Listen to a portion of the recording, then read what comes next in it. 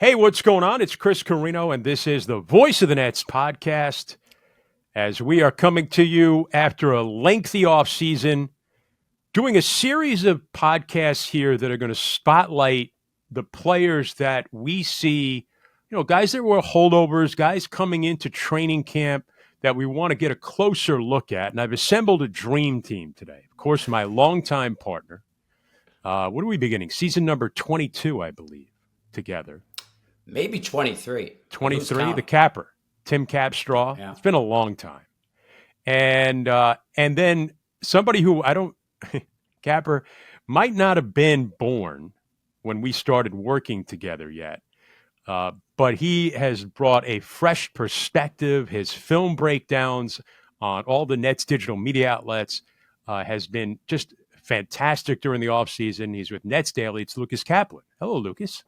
Hello, guys. Thank you for having me. And yes, I was born, but I won't say how long I was born when you started working together. So let's just say, though, you probably weren't glued to your TV in the 2003 NBA Finals when Capper and I were working together for the first time. If I was, I probably didn't understand what was going on. Gotcha. Maybe you were. And maybe that's how just the Nets fandom just buried itself in you at that point. Maybe that was the genesis point, What is Capper and I? Our stories are out there. We've talked to each other a million times. Lucas, what is your background as far as following the Nets and then joining up with NetsDaily? Yeah, well, it was really, at least consciously, the post-finals era teams. I was 5, 6 years old, 7. Vince Carter gets traded. That's just an electrifying team to watch. You can imagine as a young kid how fast they played, all the highlights. And from there, Nets fandom was rooted inside of me. And it really wasn't until I got to college, end of college, I just started tweeting, blogging my thoughts on the Nets, on basketball in general. And people seemed to like it. And the great Bob of NetsDaily fame and some other stuff in the past, but most notably, of course, NetsDaily fame, reached out to me, started writing for him, and hopefully it's been an upward trajectory that I can keep continuing. And all the opportunities I've been given to write, talk, do video about the Nets, that's what it's all about. So I can, I guess, thank you guys, Jason Kidd, Vince Carter, that era, and the Nets have been a big part of my life ever since. So in that order, I believe it is. In that order. It's Carino, Capper, Jason Kidd, Vince Carter. Where are you from, Lucas? So I'm from New York City. I'm from Manhattan. And for a while, I was the only Nets fan that I went to school with, deep in the heart of Knicks territory. But well, you stayed with it, and it worked out pretty well for you. I stayed with it. You think back to the mid-aughts and think about what team was more fun to watch, and you see how I came to this point in my life. Already, Capper, we can see Lucas and his vocabulary, his wealth of knowledge, and the fact that he used the word aughts. Yeah. I got a thesaurus next to me right now. Yeah. So we're doing this podcast. Basically, Lucas did a lot of this film study breakdown, and we thought it would be a good idea to kind of do that in conversation form, and have a conversation about some of the guys we see as key players going forward who were left over from last year's team. And I thought, hey, what better way to start it off? As we're recording these, we're doing this first. We don't know if our producer Steve Goldberg will rearrange the order at some point, but the place I wanted to start was probably a guy who I think has been the most polarizing of in terms of what people feel about this player. And I think, though, it's starting to be less polarizing and less polarizing. And that's Cam Thomas. I think I will include myself as one of those people that Cam has won over. And I don't mean that I ever doubted he was a terrific basketball player. I think we all knew his potential offensively was through the roof. But I think his ability to do all those little things that critics kind of pinpointed as to why he couldn't be a star, a guy you can build around. I think late in the season last year, if there's something that came out of that latter half of the year, Cabra, I think it's the fact that Cam Thomas proved to us that he's more than just a one-trick pony. I agree. I mean, I have the same sentiments. I remember talking about that quite a bit throughout the season, how I went from, boy, this guy's going to be, in his career, he could be an unbelievably good six man, a kind of guy that could be that microwave, that fire plug off the bench. And then as that season evolved and I kept watching, I'm saying to myself, how many guys can really do what he can do? How many guys is scoring come that easy for? And he just kept doing it at such a consistent level. And I thought his playmaking improved dramatically. His setting up teammates made him a whole lot better. His defense improved. He certainly got ways to go there, but he is a special type of player. And I came around and I remember, saying that, I'm at a six man and then getting hammered by social media. And you know something? Turns out I thought they were right, but as the season went along. And I think he's in the midst right now of really having an opportunity to have an incredible season this season. Yeah, and I think it's not so much that people might push back on saying a six man. That gets a negative connotation. It becomes more of, can he be a guy that plays with the other stars? Can he be a guy that helps other players improve and get better? And Lucas, you break down the film. And I think you show, and I go back to a game in Washington last year when Kevin Ollie was the head coach, and there were consecutive possessions where they ran the same set, and one play you could see him kind of look his guy free and get him the ball, and another play he decided to take it and go to the rim. And I just thought, wow, in that one sequence, it showed me the maturation of Cam Thomas. Is that something you see, Lucas, when you break down the film in as far as how much better he got at getting off the ball, which is what Steve Nash used to say, as the season went along last year? Yeah, definitely. And I loved your sort of intro on him because it makes me think it's always interesting the sort of players and the sort of guys we give more grace to versus others.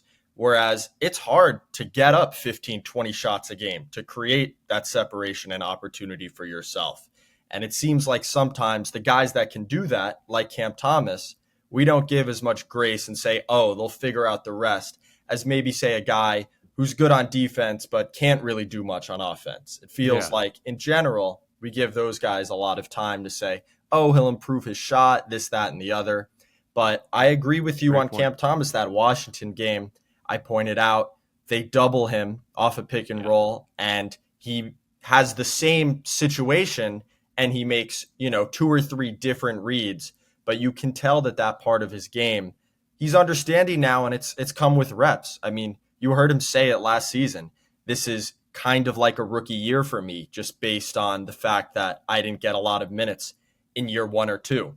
And you can definitely see his development in terms of the NBA. We play a lot of high pick and roll. A lot of the situations are similar each time down, and he's beginning to sort of excel and map out those pre-programmed reads. Okay, I know where the help is. I know that if they're in this coverage, I have a guy in the corner and a guy rolling to the rim, et cetera, et cetera. So you can just see that evolution and the gears clicking in his head, and really it's a natural time for that to have happened for him this season. And I remember, and you used it in the breakdown, and I just remember being there in Washington and seeing that sequence and seeing how excited Kevin Ollie got when he made a pass. And it was like, because it was right in front of us. I clear as day can just recall Kevin just clapping his hands and getting excited at a pass, because it was like, yeah, that's the next level of Cam Thomas that we're able to see. And I that's what gets you excited, because the confidence has always been there. I mean, go back to his rookie year, those shots he was making at the Garden in the fourth quarter to win a game against the Knicks. Like, the guy's never doubted his ability to do that stuff. Well, he's always been frustrated as his ability to stay on the floor. And I think he's been frustrated at the way the coaches have used him. But I think he's also, through that frustration, some guys just get frustrated and just go, hey, you know what? I don't care. I'm not going to change who I am. I know this coach ain't going to be here in a couple of months. I'm going to do my thing. No, that's not the attitude Cam Thomas has had. The attitude Cam Thomas has had is, you know what? I've been frustrated. I'm not playing more. I'm frustrated. I'm not the focal point. But then when he got a chance to be that guy, he didn't just say, all right, now I'm going to take it and run. You were all wrong. He said, no, I'm going to still take to heart the things that I need to do better. And we've seen improvement. And I think that goes back to the defensive end as well. Is he ever going to be a lockdown defender? No. But his athleticism, his low center of gravity, his powerful legs, he's got the physical skill set to be more than a capable defender. And I think he'll grow in that part of his game, just the way his offensive part of the game is growing. I think he already has, Chris. I think he grew as the season went on. The other thing about him with that ability to leap off of 2 feet, he's got a great hop in his jump shot. Well, that's going to really aid him in his ability to rebound the basketball. If he could be a traffic rebounding guard, that would benefit him also. He's just, his positioning and, individual defense, everything can be better, no doubt about it. But he's also learned the importance of it. And listen, this is the maturation of a young player that is growing into the game, and it's a pleasure to watch. All you need to do is watch how the other teams played against the Nets. You just alluded to it in Washington. How many times did he have to deal with double teams this year? I mean, that'll tell you right there. If the opposition is double teaming you game after game, well, they think you're the best player by far, and they're willing to leave players open just to get the ball out of your hands. But the entire part of his game is maturing. It's improving. And, again, not everybody just becomes a great defensive player either. He's got to work at it. And listen, let's be honest. Jordi Fernandez, that's his job, to make Cam Thomas a good defensive player. He's got to make this whole roster a higher level defensive team. And yeah, Lucas, does some of the numbers back up his improvement defensively? Yeah, I mean, just the fact that I agree, first of all, with what Tim is saying, and especially about the positioning for Cam. It's really just, can we trust you to work through stuff off the ball? To switch a screen, to talk to your teammates. And that's definitely an area of defense where, you have natural progression over time, the more you rep it out, and something that does fall on Jordy and Cam's teammates, making sure they're talking to him and the team defense element of it. Yeah. In terms of the numbers, defensive tracking can be a bit wonky, but one of the numbers, the most encouraging number I found for him this season, honestly, is going back to the offensive side. He shot over 43% on catch and shoot 3-pointers. Yeah. And if you go by synergy tracking, he was an 88th percentile guy in the NBA on no dribble jump shots. And so what that means to me is you combine that with the passing, right? You combine that with the off-ball shooting. All of a sudden, he's a guy who can fit next to anybody else in the backcourt. Oh, you need me to slot over and get in the corner or come off some pin downs and take some threes? I can excel at that. Oh, you need me to now get on ball, handle the rock, make decisions? I can do that. And so it has this downstream effect of I can play with more guys. Lineup construction is easier. Roster construction is easier. And when you think about a combo guard, that's really what you want out of that sort of archetype. Well, that's a great stat you brought out because Capper, you talked about the double teaming, and Lucas, you talk about his ability to shoot it basically on the catch, right? Catch and shoot, because when he's going to see a lot of double teams this year. Mm-hmm. I mean, teams are going to try and get out of Cam Thomas's hands because he is dangerous with the ball in his hands. But now you could have other guys initiate the offense if they're going to double team Cam. Now, if he does get off the ball in a double team, when he gets the ball back, it's a lot of times going to create those catch and shoot situations. So, certainly that's important. And that's why, I mean, sometimes that's just why his ability to score is so lethal, because he can do both. Yeah. Mm-hmm. Yeah, how many guys in the NBA are a plus 40% on a catch and shoot, which Lucas just alluded to, and have the ability to get anywhere they want on the floor in the middle of the paint and just pogo over people, right? Just hop, get on 2 feet, and just elevate and shoot over. That's an unbelievable mix. And let's not forget his ability to get all the way to the rim kept improving as the season went on. He kept getting better and better. Those numbers increased also. Yeah, the game that really stands out to me, I'm sure you remember, is the first time they went to Philadelphia and he had, I believe, 40 points, but it was like 4 or 5 catch and shoot threes, and then beyond that, he catches, pump fakes, a dribble, and he's at floater range, and we know how that goes. I just feel like with the amount he's going to be getting double teamed, that defensive attention next year, he can just scrounge up so many easier buckets, with that quick decision making, catch and shoot, or one dribble on the perimeter. And that is a part of his game that maybe isn't the most flashy or exciting to fans, but it's the part that when you look at his numbers at the end of the year is going to account for that little extra bit of volume, of efficiency. Okay, I'm walking into 6-7 stress-free points a night. And it's funny you talk about flash. See, I don't think flash when I think of Cam Thomas. Like, he doesn't do things the way Kyrie Irving did, where you go, oh my God, he's a magician. How did he get a shot off there? Like, he's just is fundamentally sound the way it's he gets to his spots.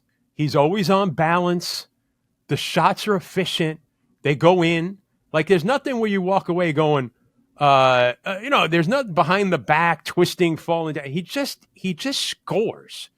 And, he has that ability. We know when he goes from right to left across the lane. Yep. Gets up in the air. He's facing the sideline and twists his waist. Yep. To shoot. That's always a staple of his as well, which is really hard to, as a defender, to gauge, because you say, oh, this guy's going across the lane. He's elevating, looks like to pass, and then he's twisting his body in midair and making shots on you. So what's flashy and beautiful about him is just the numbers and the efficiency. The scoring, consistency, the and difference efficiency. between Yes. below average, average, and good and real good is consistency. A lot of guys can do things sometimes. He does it all the time.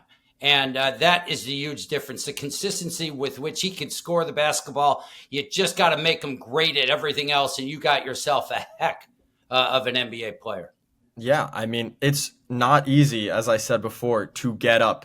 Forget making it. It's just not easy to get yourself to that many spots a game, to get up 15 shots a game, to get to the line 7-8 times a game. And a lot of guys... And makes free throws. That's another big part of his very game good. also. And get to the line. And I mean, I know Tim can speak to this. Like, a lot of guys want the ball in their hands, want that many shots a game, but can you actually get yourself 15 clean looks a game? It's not a skill that everyone has, even if they'd like to imagine it. His looks aren't that clean, though, and yet he can still convert at a very, very high rate. That's what's so impressive. He's a natural-born scorer. It comes easy to him. Those guys are really, really hard to find, and that's why he's a special player. And let's not forget, and this has been a source of frustration for him the last few years, is I feel like he doesn't feel like he gets the whistle. And I think he was young, and I think the more now he becomes an established player, I think the better whistle he's going to get. He's hard to officiate because he is so strong. Guys kind of bounce off him a little bit. Guys, sometimes he doesn't get knocked around in as much as some other guys because he has such a strong base. So it's hard to officiate in that way. But I think he'll get to the line even more as we go forward. I was thinking about this, and Capra, we lived through this, the 12-win season a while back in Newark. And because there's a lot have been made about, where Vegas has put the over-under number. And we know the Nets went out and got their own pick this year back. So, if they were in a situation where they lose a lot of games, the benefit is that you do get more ping pong balls. And we know that certain players are on the trading block or guys have been traded.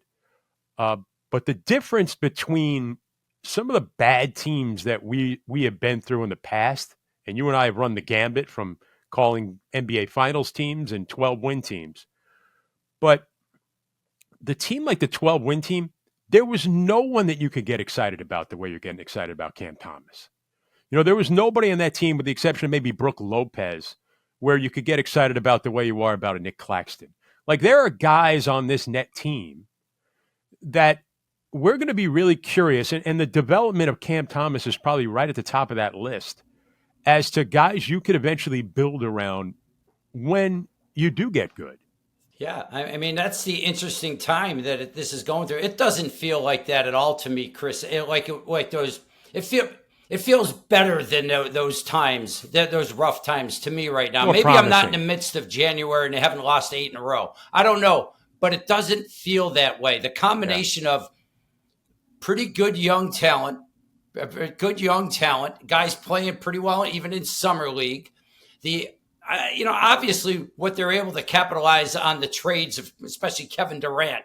When you get that sort of picks, that makes you feel good psychologically also. But you're right. You also feel like there's enough there that they can, I believe they can compete. I really do. I think they're going to be better than people think.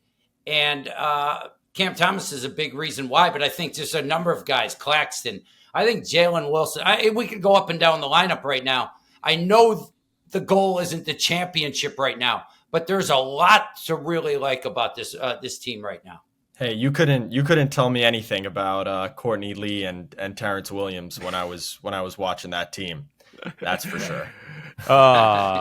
Yeah, that's Courtney pretty Lee, good though. Breaking out those guys right there. I know that is pretty good. I told you that's my heritage. That's my Brooklyn Nets heritage. This is going to put a wrap on our Cam Thomas preview. You got to be excited about watching Cam Thomas. On that, the thing that's going to get you going and get in the car after picking up your kid at band practice in the middle of February. I don't know why I said band practice, but not an athlete. And throw on the radio, and then when you get home, turn on TV, and that Tuesday night in February against the Memphis Grizzlies, it's going to be, what's Cam Thomas doing today? Is Cam Thomas going to go for 50 tonight? Yeah, in a contract year. In a contract year, no less. Contract year. Very good point, Lucas Kaplan. We're going to talk with Lucas, the Capper, Tim Capstraw, and myself about various net players just like this here on the Voice of the Nets podcast. I want to thanks for tuning in. And remember to subscribe, give us a good rating, and we will talk to you next time on the Voice of the Nets.